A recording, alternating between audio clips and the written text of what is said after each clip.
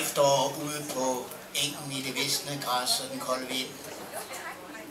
Og pludselig så blev han opmærksom på fuglene, der fløj mod syd deroppe i det himmelblå. Og han stillede sig og blev pludselig fyldt af den her længsel, som der nok er mange af os, der kender om efteråret. Sådan en længsel efter det store, den store kærlighed, det store eventyr, eller en ny trailer, det kommer an på, hvor man bor i landet. Ja. Men altså, Benjamin stod op og blev fyldt af den her længsel. Og mens han kiggede på fuglene, så synes han ligesom Ikaros pludselig ikke det så vanskeligt ud at flyve. Man skulle ligesom bare blafre lidt med armene. Og så måske op på en lille sten, så man fik lidt afsæt. Og uden at tænke, så gik Benjamin hen til en lille sten derude i det visne græs. Gjorde klar tegn op til fuglene og sprang. Og der gik et hårdt stød igennem hele kroppen på ham.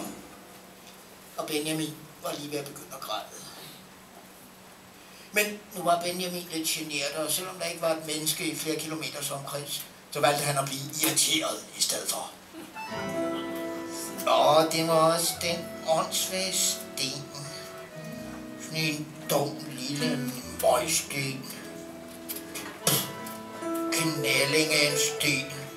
Nej, havde det nu været sådan en ordentlig sten, altså. Og det er sådan en stor sten. En rigtig gedigen sten. Mandshøj sten, altså sådan en rigtig høj sten. Og hvis jeg nu også havde viftet lidt kraftigere med armene og sprællet med benene.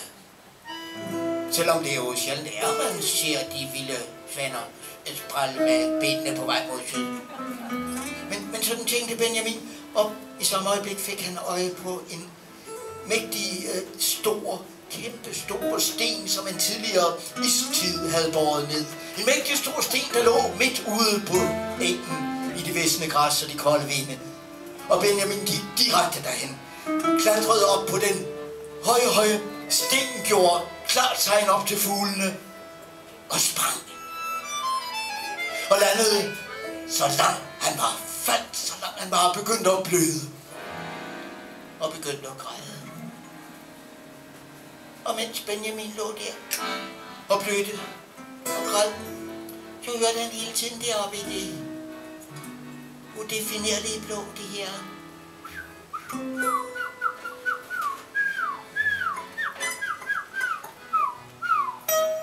de vilde fugle sang på vej mod syd, ned mod drømmenes og cikadernes og de sukkende palmers land. Jeg var stadig ikke højt nok oppe, tænkte Benjamin. Jeg skulle have været helt op under himlen, der hvor fuglene flyver.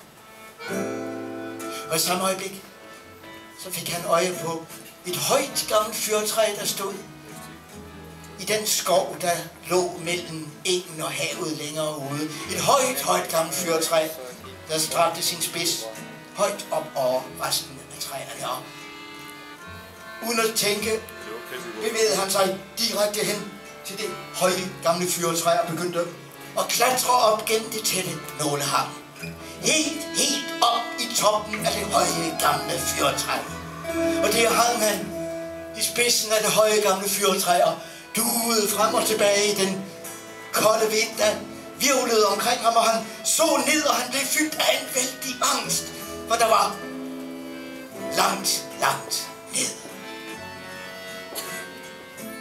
Men samtidig, så var han kommet så langt op under himlen, at han pludselig syntes, han kunne høre sådan fuglene sang ligesom inde i sit eget hoved.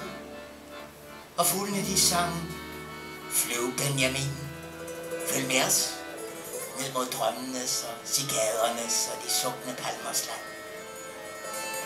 Og der blev Benjamin fyldt af et vældigt mod, og han sprang ud fra det høje gamle fyrretræ. Og han hamrede mod jorden, og alt blev sort i 8 timer.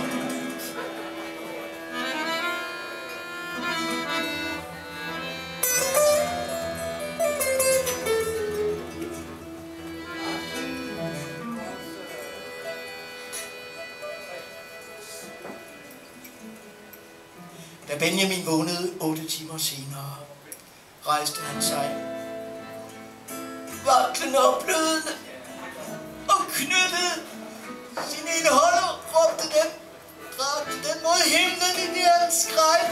Jeg vil flyve eller dø!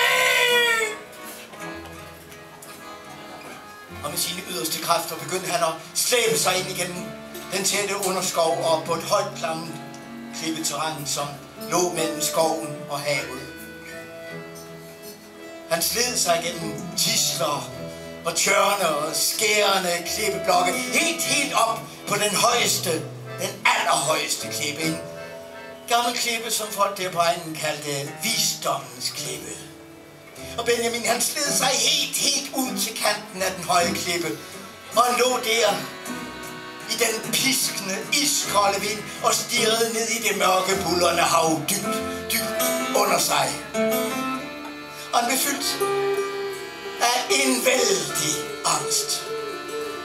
En angst så stor som aldrig nogensinde før i hans liv. Hans tænder klaprede, hans krop svedte, hans hjerte slog i dobbelttakt.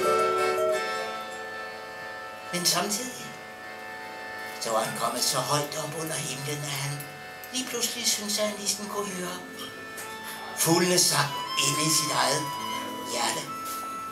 Og fuglene de sang, flyv Benjamin, følg med os, ned mod drømmenes og cikadernes og de sunkne palmers land.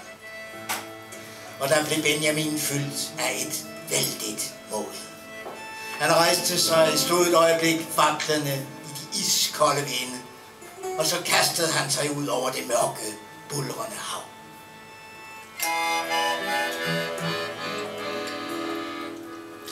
Og et ganske lille øjeblik følte han faktisk, at han fløj. Af vinden løftede hans dunede vinger og bar mod syd, mod drømmenes og cikadernes og de sunkne palmers land. Men Benjamin fløj ikke. Benjamin dalede. Og han dalede, og han ramte det mørke, buldrende hav med et skærende plask. Han begyndte at synke, og han sanker. Og først netop da hans lunger var ved at give op, begyndte han igen langsomt og stige op mod havets overflade. Og netop i det øjeblik, da hans hjerte skulle til at slå det sidste stikkende slag, fik han ansigtet op over havets overflade og trak vejret ind i et skrig.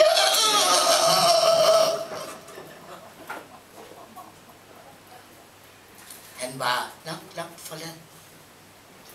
I de mørke bølger. Kun halvt levende. Men alligevel så hørte han et eller andet sted deroppe i det udefinerlige himmelblå, det her